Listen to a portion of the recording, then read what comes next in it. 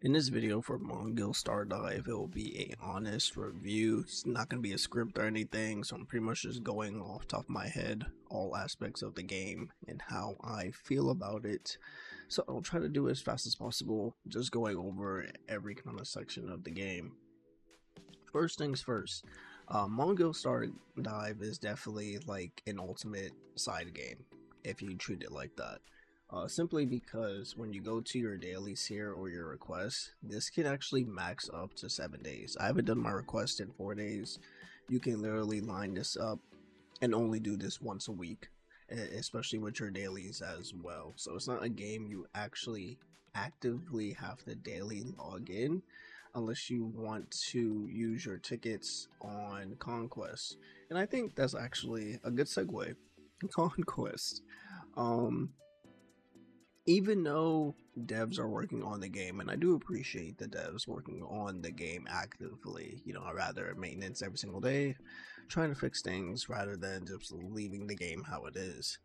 But when it comes to farming gear in this game, it's absolutely abysmal. I feel like gear should be more guaranteed compared to monsterlings, because monsterlings, that RNG is a whole nother demon in itself.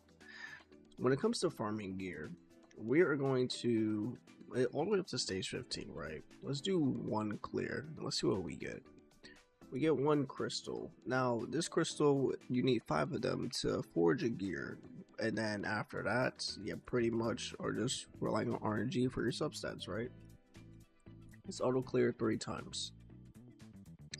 So as you guys can see, it's not even a guaranteed crystal per clear, and pretty much still a low rate to get any gear itself.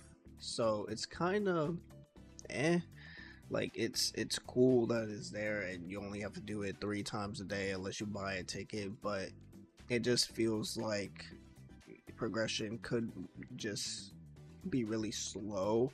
Eventually when you get all your characters built up, then it's kind of just like, okay, now I just have to kind of rely on RNG after working like my ass off to get to stage 15, and I'm not even getting like guaranteed pieces of gear to help out with this RNG compared to the monster lane RNG. So Conquest, I feel like it could definitely be better. Moving on from Conquest, we have the path system. Now, they already know when it comes to the resources, it's pretty low, so they have been trying to do updates to it and add a ×2 feature, which I think they'll probably do every single patch. Other games have done this in the past that do have low resource income, so I feel like they'll do a ×2 every single version update to try to get people's accounts up and ready. When it comes to the quest lining, I've done all the side quests in the game. Side quests give you 1 summon per quest, which I think when it comes to currency in this game, really great at the beginning. Who knows what they have in the future, but 674 summons when it comes to version 1.0 that you can obtain obviously from playing the game. And especially when you are finding out your chest in the open world, chest can have up to 3 summons, so you get a lot of standard summon currency in this game to kind of flesh out an account, even though you are free to play. Friend system is cool because you get stamina keys through this. What else can we go over here before I get into the big bad monster system? When it comes to Dimensional Rift, I personally just haven't been bothering to try to push this as far as I could. Definitely will before it ends, but Dimensional Rift, it's not a competitive sort of thing, even though you see like a whole ranking system here. There is no other players to compare against, so it's still like your own personal scoring. You want to reach this 3 million mark to get all of the rewards possible. There is no FOMO here. There is no like badge reward that you get when you get to like a certain level, and there's like an exclusive badge you can put on your profile. So Rift is strictly on you, and there is no competitive ranking in this game, so everything you do in this game is pretty much on you. When it comes to monetization in this game, it's okay. It could definitely be worse. considering that Marvel history. I think it's okay because you don't really have to get everything in the game. I would say the number one thing people would want to get in this game is this Morningstar pledge for the auto capture, and you get a subscription only shop that lets you get one conquest ticket per day, and you get upgrade stones as well. Upgrade stones are to increase the star level of your monsterling. Other than that, we have the typical membership. These support systems are actually pretty good just because they give you a 5-star selector, so in case you're missing a character, that's already guaranteed. And you know, if you already look at the odds, the money compared to spending on currency to summon, much better to spend it here to just get a 5-star guaranteed. They have a free pack as well. They're going to start doing these relay systems. And then they have the regular, they have your exchange system as well that you can do through summons. You have your conquest shop, your dimensional rift shop. But I will say, I did forget about this part about Dimensional Rift. This is the exclusivity when it comes to Dimensional Rift. Obviously, will be in every single version where you can get a exclusive player icon.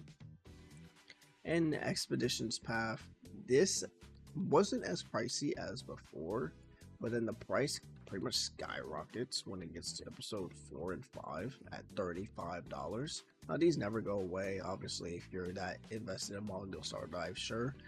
But the other ones were $20, so 20 to 35 is kind of crazy.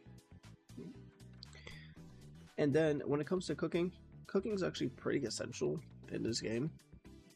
Cooking gives you actually some pretty big buffs. Luckily, there isn't anything too like thought process where it's like, okay, this one does this one does that. No, they all do the same thing. It's just the rarity of it. As you guys can see here, all do the same thing. It just matters what currency you have. But you can eat a entree and a side as well. And then you have revives for characters in combat. Cooking is actually pretty nice, and you should pretty much always have cooking applied in the game. Recruitment wise, there is no 50-50 in the game, so a lot of people do enjoy that. I don't think there's really anything to pretty much judge on here. Besides that, there is no 50-50, so you're just not suffering as much as other games, of course. Let's see. When it comes to the events in the game, let me ignore this. So when it comes to events, this capture event, it's already a failed event. They already considered it on their live stream, so nothing really worry about that. Hopefully limited events in the future can be better than this one, but I think that they want to have more of a interactive route when it comes to the events, like maybe go capture something per day. What they tried doing here was a capture event through monsterlings, but monsterlings are so RNG, which again will be the last thing I talk about in this video. And then they have like this event where you can kill a monster per day. You have your trial, and then you have your bonuses. The cool thing though about the ×2 event that I have not seen in other gacha games, it's a ×2 for each and every category that you see here. So my impression the first day was that it was a ×2 event 5 times for any category 1 time, but it's a ×2 event 5 times for 4 different categories. I think that's actually pretty cool to get some more resources faster. Crafting is where you can find your gear to craft. So again, it's not something you're really going to spend stamina on farming. But as you guys can see, you can craft the gear, and then you have your substats as well here, and your main stat. So you're pretty much trying to keep crafting till you get the main stat for your character. And that's the thing that sucks, because now you're crafting to try to get the main stat rather than trying to get the substats.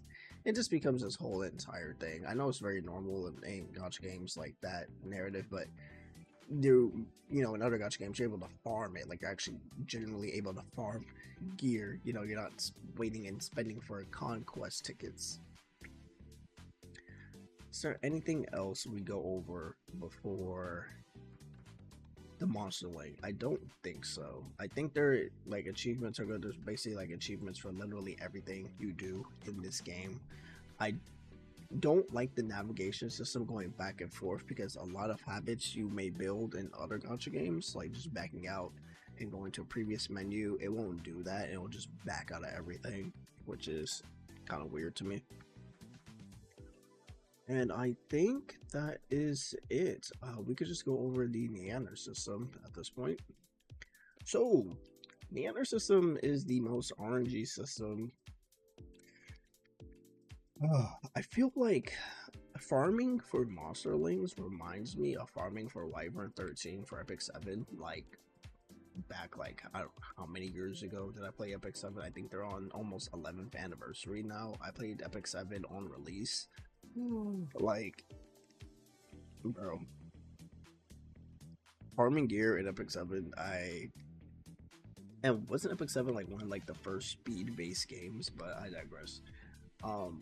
Yeah, Neander farming is very, now they made it way easier, and I understand so much that people would quit beforehand because it was actually disgusting. So before monsterlings, they would have different main stats and then different traits, and then you have to consider the rank effect as well, and it was just a whole bunch of nonsense.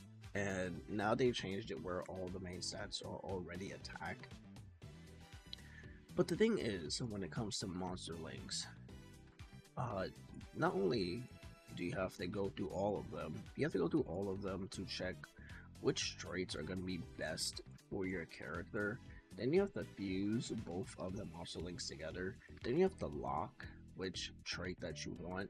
And then after you get the trait that you want, then you have to upgrade that monsterling all the way up to 5 stars, and then you have to make another monsterling like this with 2 traits that you want. They have to combine them together, so you have a total of 4 traits.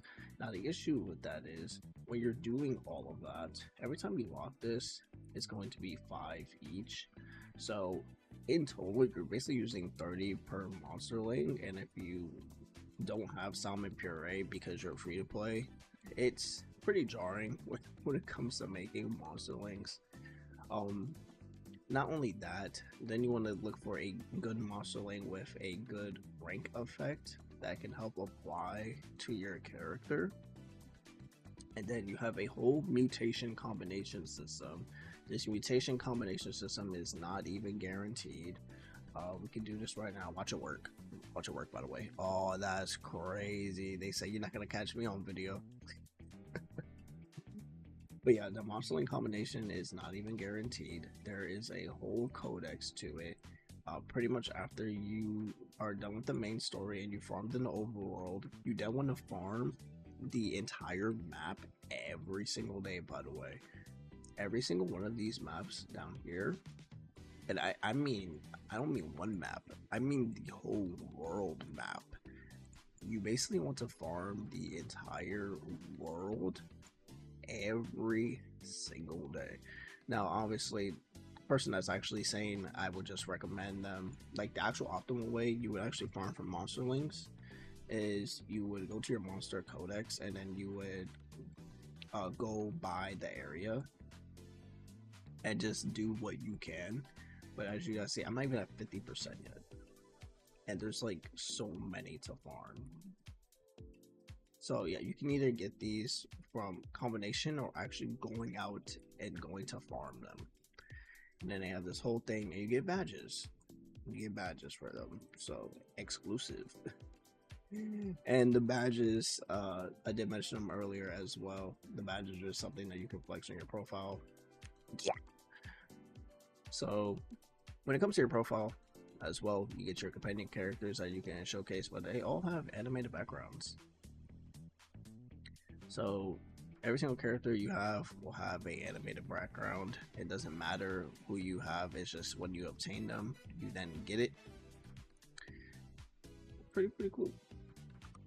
So I think that is pretty much gonna be it for my honest review on Mongil Star Dive.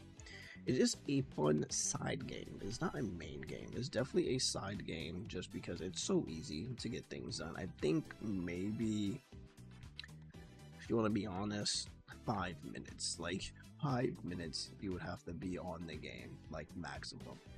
Otherwise, the only reason that you would actually be playing Mongil Star Dive more than 5 minutes a day would be that you're farming the entire map, or you're trying to find all the discoveries in the map and all that stuff. But thank you guys so much for watching this video. Leave a like and subscribe if you guys haven't already. I do appreciate it. It does help with the channel. I will say one more thing though. I'm very surprised that they will not be adding any more male characters unless it is story driven, which is very interesting because I didn't see Mongil Star Dive as that game going down the Gunner route, because the game doesn't even have a MC. It has basically like Zealous, and it are just, you know, like a brother and sister starting out having a story. There is no main character of the game to like really feed the narrative of making it like a waifu only.